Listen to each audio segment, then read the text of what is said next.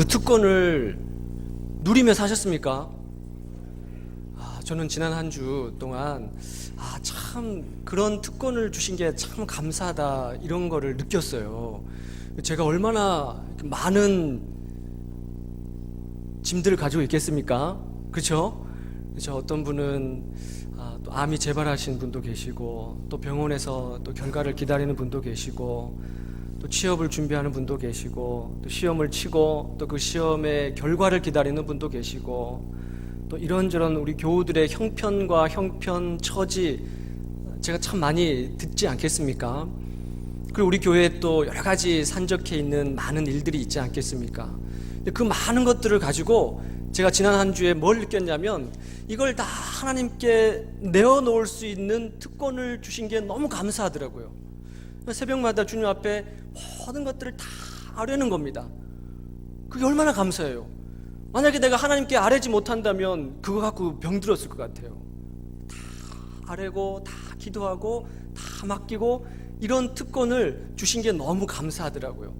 교회 여러분, 그런 신자의 특권을 우리에게 주님이 주셨습니다. 신자에게는 하나님이 특권을 주셨는데, 특권뿐만 아니라 또 책임도 주셨어요. 책임과 의무, 신자에게 주시는 책임과 의무. 그 책임과 의무는 우리가 다음에 좀 깊이 나눌 시간이 있을 텐데요, 교회 왜 다니십니까? 신앙생활 왜 하십니까? 라고 물어보면 여러분 뭐라고 대답하시겠어요? 많은 사람들이 이렇게 대답을 합니다. 천국 가기 위해서요. 죽어서 천국 가기 위해서 교회 다니고 신앙생활 한다는 거죠. 이 말이 맞을까요? 틀릴까요? 맞기도 하지만 이 말이 모든 것을 다 담고 있지는 않습니다. 부족한 것이 있어요. 우리는 물론 신앙생활을 하다가 죽어서 영원한 하나님의 나라 천국에 가는 삶을 살게 된다는 것을 우리는 믿음으로 고백합니다. 그러나 죽어서 가는 천국뿐만 아니라 이 땅에서 어떻게 살아가는가, 이것도 참 중요해요. 지금 이 땅의 삶을 형편없이 살아놓고 죽어서 천국만 가면 되지, 이거는 있을 수 없는 일이죠. 요 근래 우린 서울의 한 큰 대형 교회도 아닙니다. 이미 오래전에 정상적인 교회가 아니라고 판결이 났어요.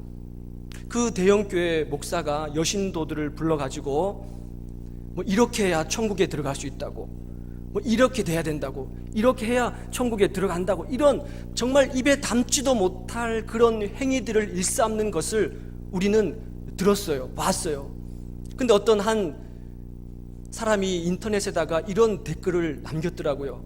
그 기사를 밑에다가, 죽어서 천국 가기 위해서 살아서 지옥을 사는 사람들. 그 한마디 짧은 문장이 참 큰 울림을 주더라고요. 우리는 죽어서 천국 가기 위해서 이 땅의 삶을 그렇게 살아서 되는가? 많은 사람들은 교회를 향해서 보고 있어요. 죽어서 천국 가는 것뿐만 아니라 이 땅에서 어떻게 천국의 삶을 살 수 있는가 보고 있어요. 천국의 삶이 신자에게 주어지는 특권임에 틀림없지만, 이 땅의 삶을 주님이 가르쳐 주신 그 삶대로 살아가는 것, 그것 또한 신자에게 주신 의무와 책임이라는 거죠. 예수님께서는 이 땅에 오셨을 때, 야 봐라, 너희들이 죽어서 가는 것이 저 천국이야, 그 천국은 이런 곳이야 라고 가르친 것이 아니에요. 하나님의 나라가 어느 때에 임합니까? 라는 질문 앞에 예수님께서는 하나님의 나라는 너희 안에 있다라고 말씀하셨어요.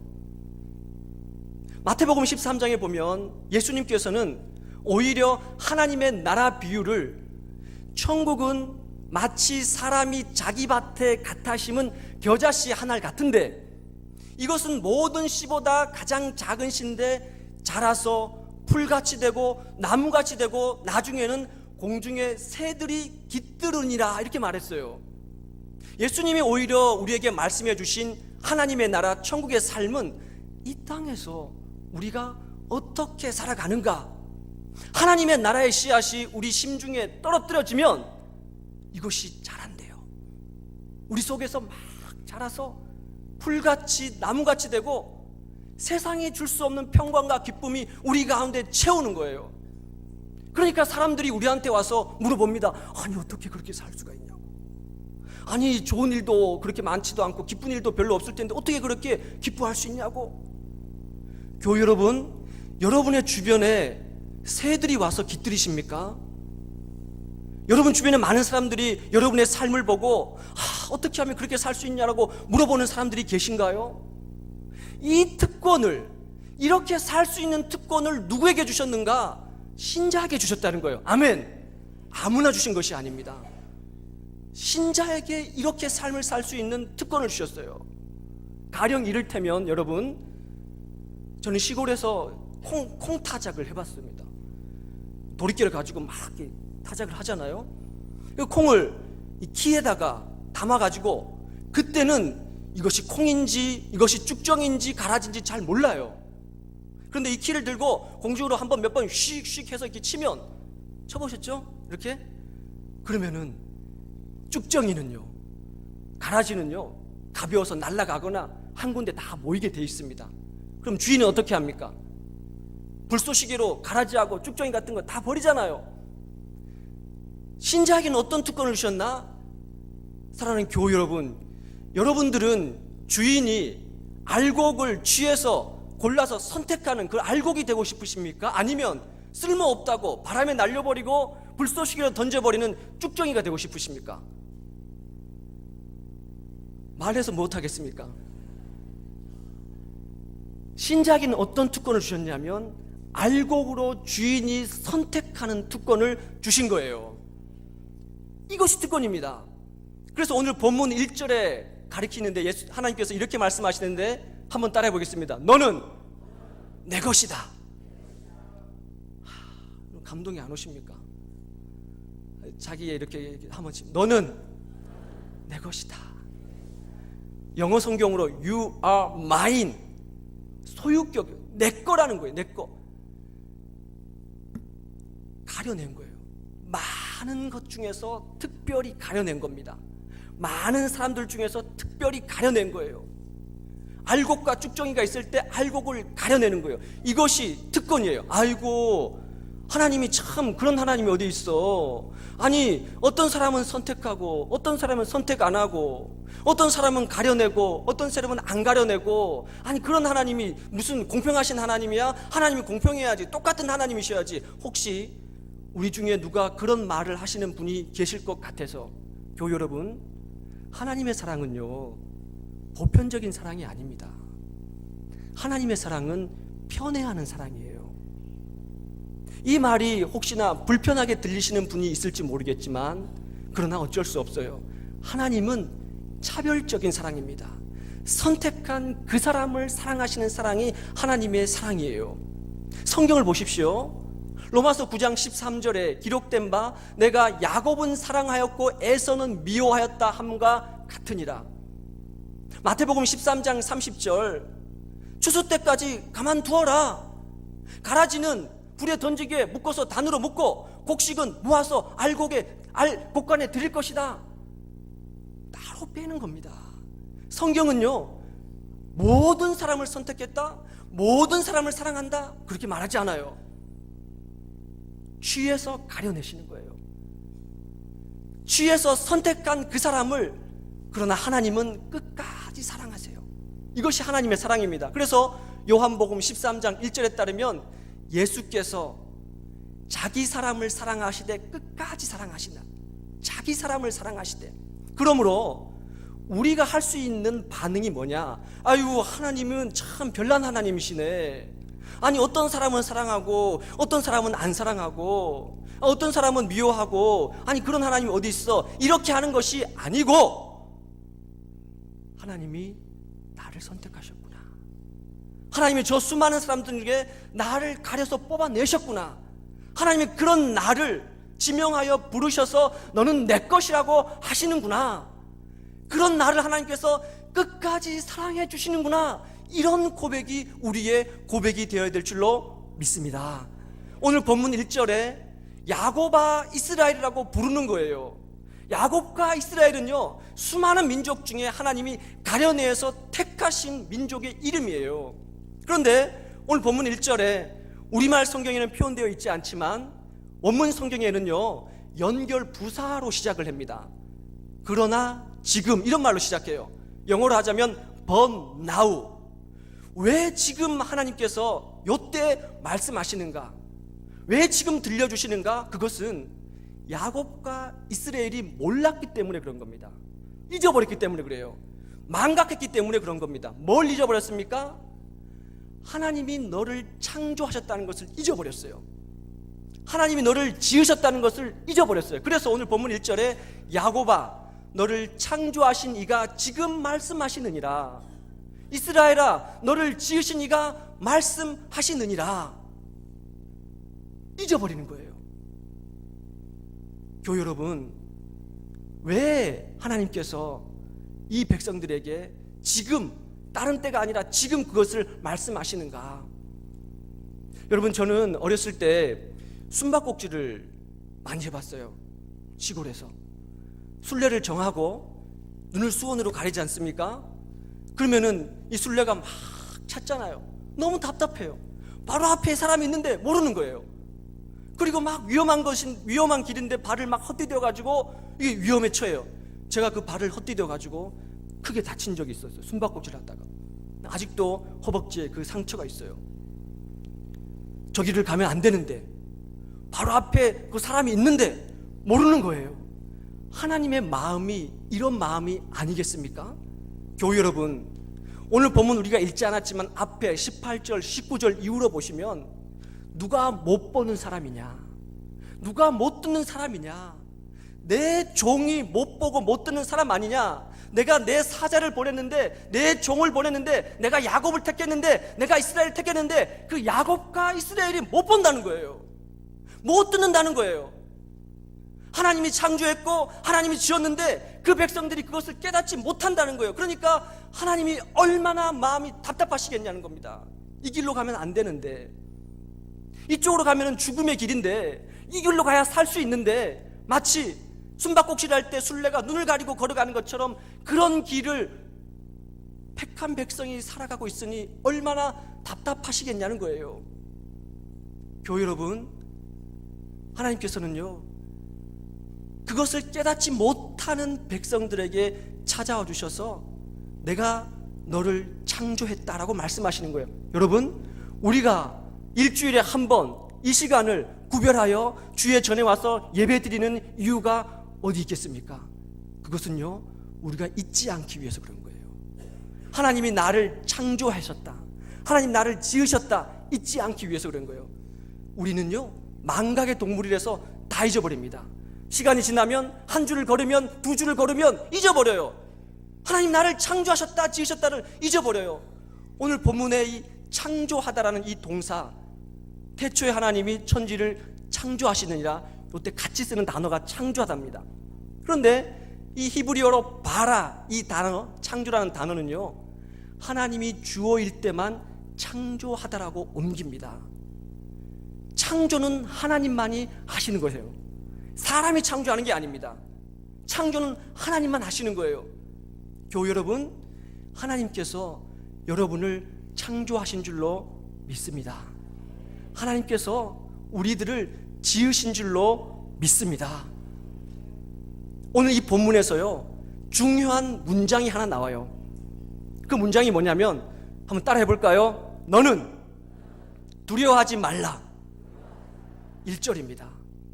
이 문장만 전체 오늘 읽은 구절 중에서 아주 단축 명령형으로 나와요. 명령형으로. 너는 두려워하지 말라.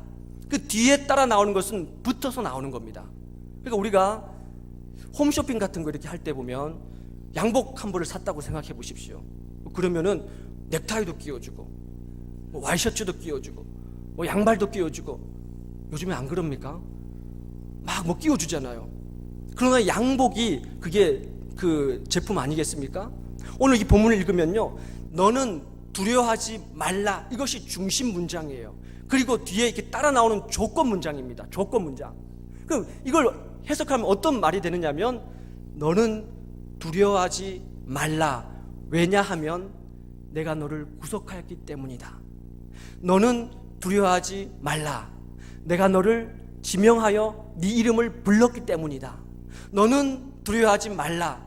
너는 내 것이기 때문이다, 이런 의미예요. 그런데 이 구절을 찬찬히 한번 들여다보십시오.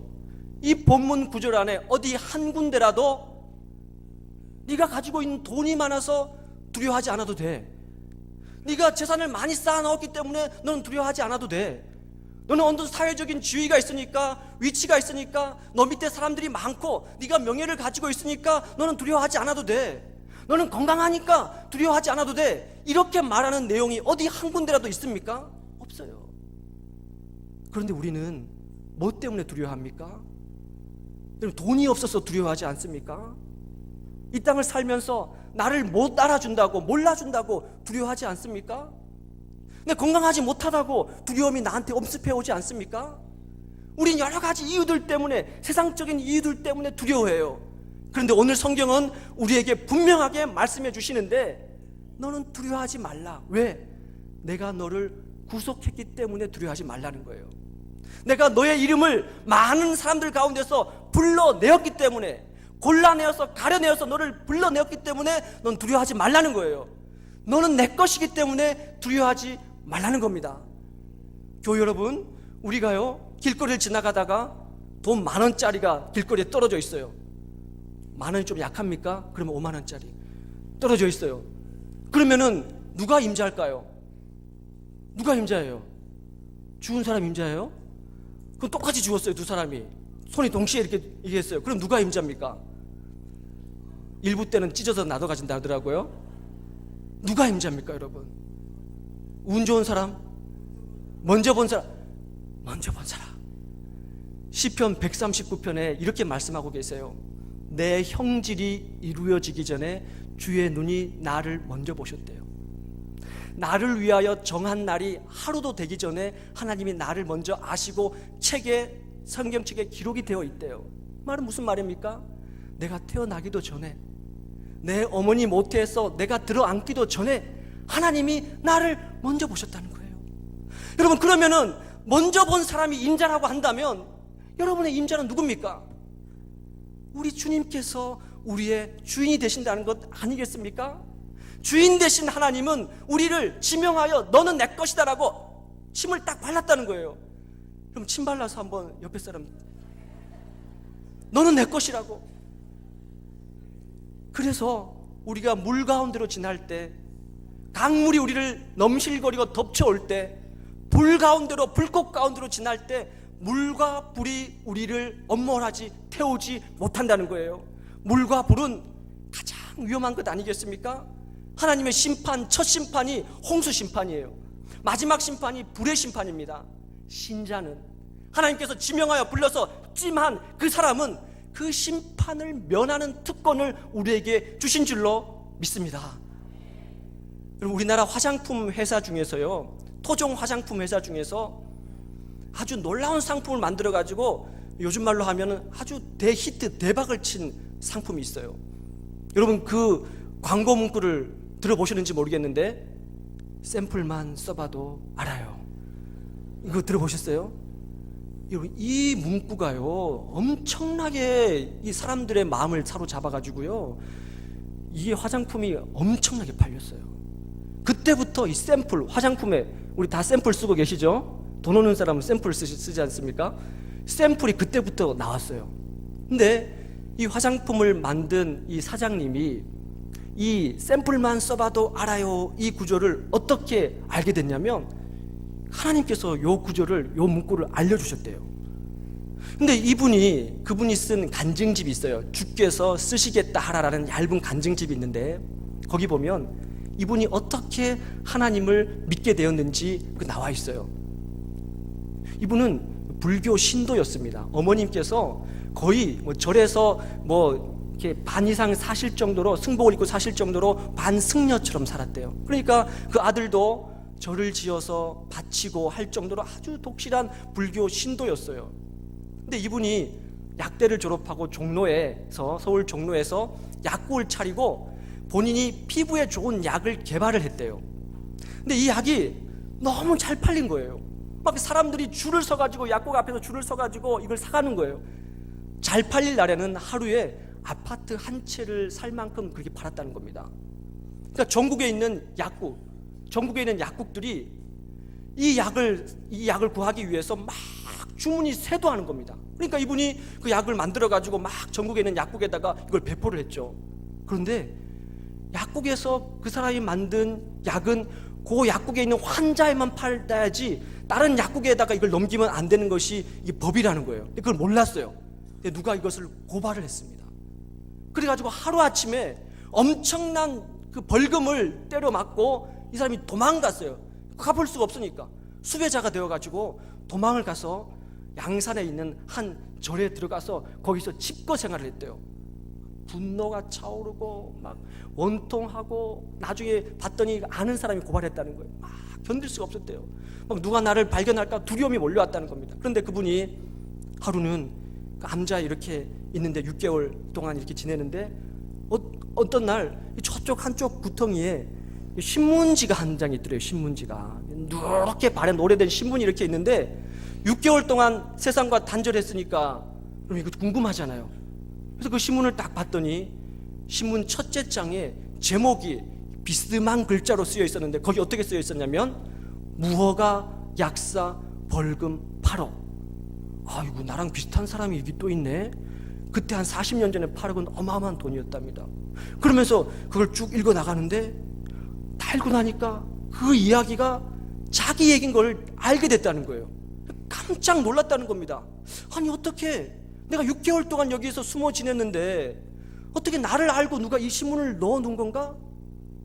만일 그게 아니라면 어떻게 이런 일이 있을 수가 있지? 깜짝 놀라는 그 순간 이분에게 어떤 생각이 들었냐면 누가 나를 움직이고 있구나. 누가 나를 조율하고 있구나. 그러면서 자기도 모르게 이 사람 입에서 뭐가 터져 나왔냐면 하나님 하는 말이 터져 나왔다는 거예요.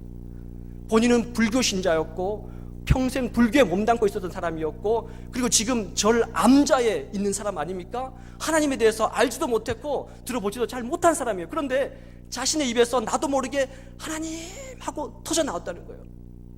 그러면서 하나님이 살아 계시다면, 하나님이 살아 계셔서 나한테 지금 이런 신호를 주신다면 내가 하나님께서 원하시는 그런 삶을 한번 살아봐야 되겠다. 하나님이 내 인생을 어떻게 움직여가는지를 내가 한번 알아봐야 되겠다. 그러면서 아침에 동이 딱 떠오르는데, 새벽에 태양이 딱 떠오르는데 그 밝은 빛이 가슴 안에서 막 쏟아져 들어오면서 그걸 경험했대요. 안에 있었던 원망과 분노와 두려움과 소름이 싹 사라지면서 주님께서 주시는, 하나님이 주시는, 그건 잘 모르겠지만 어떤 건지 평강과 기쁨이 꽉 들어차더라는 거예요. 그 길로 산에서 내려가가지고 자수를 하고 형을 살고 처음부터 어마어마한 빚을 가지고 시작했대요. 벌금을 갚아야 되니까 그 빚을 가지고 참존 화장품을 시작했답니다. 그게 참존 화장품 사장님의 간증의 이야기예요. 근데 그분이 간증집 마지막에 뭐라고 기록을 하고 있냐면 그 간증집 곳곳에 이렇게 말을 해요. 내가 예수를 믿지 못했다면, 내가 예수를 믿지 못했다면, 내가 예수를 믿지 못했다면, 그러면서 마지막에 세상에서, 세속에서 주는 기쁨은 움켜잡으면 움켜잡을수록 허무하다는 것을 나는 안다. 나는 지난 젊은 시절 성공과 실패를 다 경험해봤더니 이것이 얼마나 헛된 것인지를 나는 깨닫게 되었다. 그래서 나는 고백한다. 주님이 내 삶의 주인이십니다. 그래서 나는 주님께 순종하는 삶을 살겠습니다. 그분이 참 귀한 일들을 많이 하셨어요. 교회 여러분, 이분은 선택해서 가려내서 하나님의 백성으로 삼은 특권을 알고 계셨던 분이죠. 그래서 그 삶을 그렇게 세상 속에서 살아내시기를 위해서 애쓰셨던 분이죠. 교회 여러분, 오늘 우리 주님께서는 4절에 이렇게 말씀을 하고 계십니다. 한번 따라해 볼까요? 내가 너를 보배롭고 존귀하게 여기노라. 내가 너를 사랑하였은즉. 하나님께서 택하신 우리들을 보배롭고 존귀하게 여기시고 우리를 사랑하신대요. 결국 무슨 말입니까? 사랑하기 때문에 우리를 택하신 것이고 이 땅에서 택함 받은 자, 신자의 삶을 살라고 하나님께서 우리를 이끌어 가주신 줄 믿습니다. 이것보다 더 큰 특권이 세상에 어디에 있겠습니까? 우리 이 시간에 함께 찬양하실 텐데 나의 안에 거하라. 우리 기도